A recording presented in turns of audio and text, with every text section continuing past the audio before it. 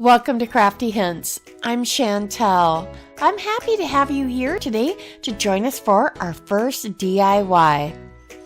I started out with this quart jar, and then I took a solo cup and I put some Mod Podge in there.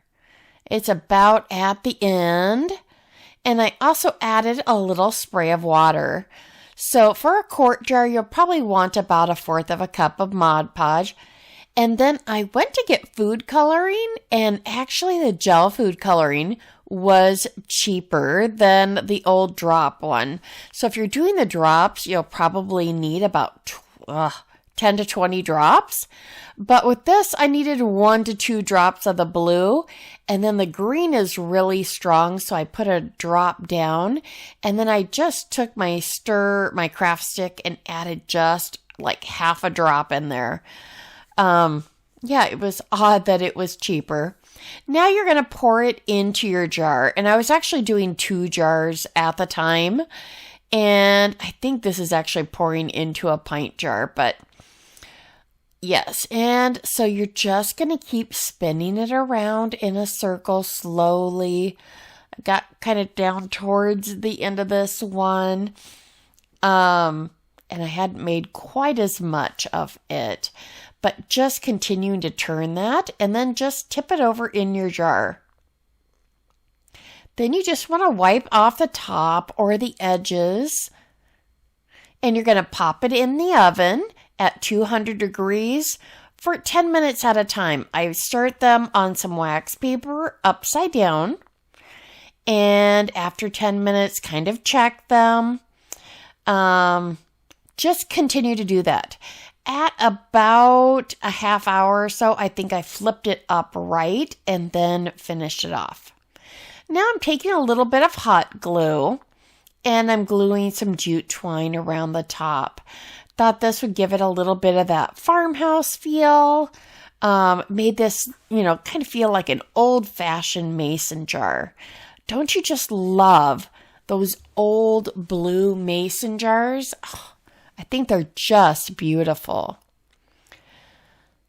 And also sometimes the lip of the inside of your jar doesn't look as pretty, so this is a good quick way to cover that up. Mine turned out okay. It isn't perfect. One other thing you want to do when you're pouring that mixture inside, try to make sure you don't have the air bubbles because they can show up in the glass. I also had just a few drips down towards the bottom because I stood up my jar. Oh, I forgot to tell you that part. What you're going to want to do is tip this upside down for about an hour in that cup and let all that excess pour out. So that's kind of an important spot. All right, after I got all that in there, I took these tulips that I picked up at Michael's. And I'm just snipping them right off of this bouquet. Then you kind of want to bend them a little bit and fluff them out. Make them look, a little more natural. I think the blue and the cream color just look so pretty together.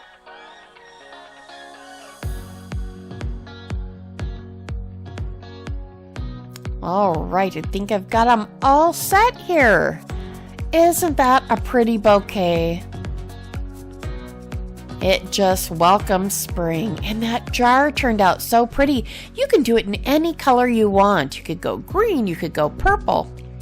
All right, so I'm taking part and co-hosting in So You Think You Can Craft challenge, and I chose jars or vases. Want to visit Melissa's channel at Melissa Makes It DIY and subscribe, as well as that playlist below, some great ideas. Let's get to DIY 2. I started out with this Rust-Oleum frosted glass spray and sprayed a quart jar.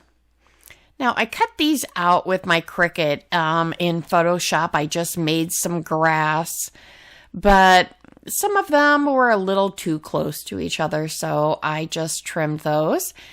And then my glue stick, my goodness, I have used this glue stick for about 1.5 years now, and it's at the tail end of it. I love it. It's that extra strength Elmer's Craft. Anyways, you'll see it because it falls off here. So I'm just measuring it. I'm going to put this grass inside there. I also cut out some butterflies and these fairies. I found these all on the internet. I just Googled fairy silhouettes. So you could cut them out and even make their wings just solid. If you don't have a Cricut or a silhouette, you can definitely use your scissors and your imagination. They're just so much fun. I think you'll really like how these turn out. Now I'm just rolling my grass in a circle. That way it goes down into the jar a little bit better. And I'm just using a skewer to kind of line that up. And if you don't get it in there snugly, you could definitely add a little bit of that glue stick to the outside of it. Or you could even use some spray adhesive. That, might be another nice way to attach these.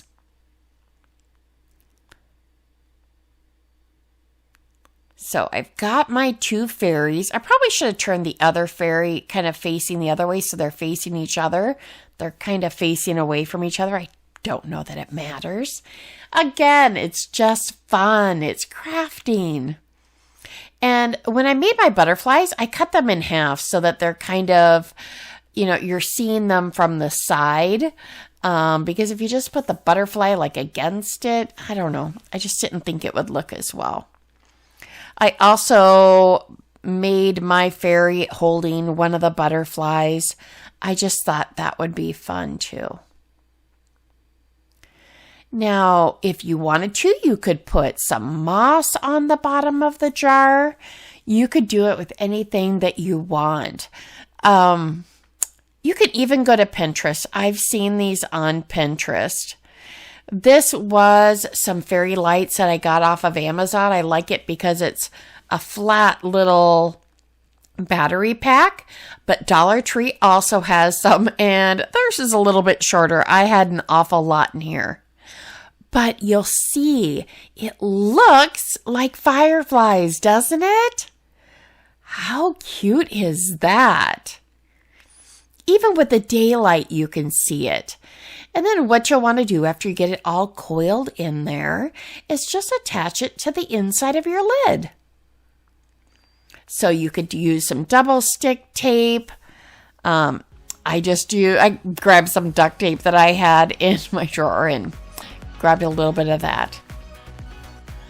And I just used a lid off of a candle. Actually, it was a Dollar Tree candle.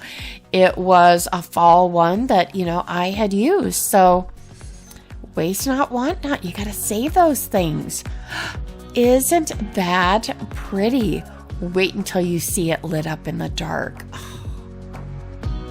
I think they turn out so cute. Isn't that cute? This would be fun out on your patio, in a little girl's room. If you wanted a boy's room, you could do, I've seen dinosaurs. I've seen all kinds of different silhouettes. I hope you loved that. All right, DIY 3. I'm going to attempt to make some mercury glass. So this is a pint jar. And what you're really looking for is looking glass paint. And I didn't have it on hand, but I really wanted to try it. And I had some silver spray paint. And I think it turns out fairly well. And that's a bottle of water and vinegar. So you want to just spray a little bit in there. And what that will do is wherever it is, the spray paint isn't going to stick. So you're just spray painting right inside there. You want to be in a well-ventilated area. If you don't want it on the top of your jar, you probably want to tape that off. After it dried the first round, I went ahead and put some tape on there, but you can see the water bubbles. And now I'm just spraying a little bit more, and it started to pill up on the bottom. And now I'm taking my spray paint and going back in. And then after this round is when I will wipe out some of that. But you can see how it kind of pits it up and looks like that mercury glass? I hope that you're enjoying these DIYs and that you've given me a thumbs up. I'd also love to hear what your favorite DIY was here. And, what you might be looking to DIY for this spring, summer season. I'd love to help create some of the things you're interested in.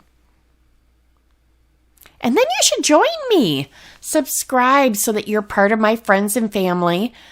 I try to have a new video or two each week. I did miss last week. My family has been ill, and I was ill and trying to recover from that. So I decided to take a week off, but here it is all finished. Oh, isn't that pretty as a base?